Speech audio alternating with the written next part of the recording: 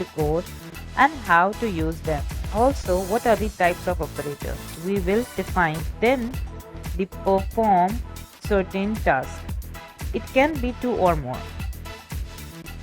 Or means if one condition out of 2 is true, then it can also perform the task. Let's see here example for logical operator. We are initializing some variables a equals to 2, b equals to 2, c equals to 4 and d equals to 0.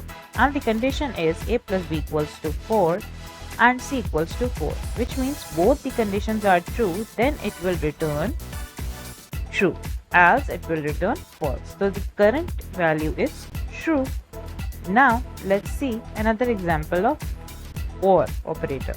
A plus c equals to 4, but the condition says a plus c equals to 6, which means the first condition is false, but a plus c equals to c, which is true. So it will return true because the second condition is true.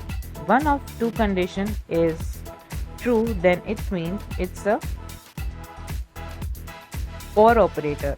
And if two conditions of 2 out of 2 is, it means it's an AND operator. What are relational operators?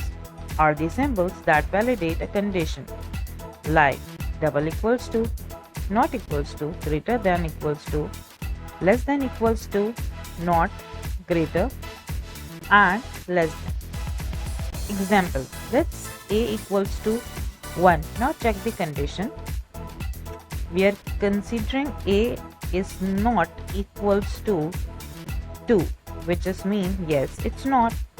Or we can also say a is equals to 1, which means yes. Using these variables validate a condition. Use to validate yes. If yes, then perform it. And a task can be performed. Thanks, that's it from this video. And subscribe it. Hit the subscribe button now. You're watching UK Textures. Just go and check out other tutorials. Stay connected. Thank you.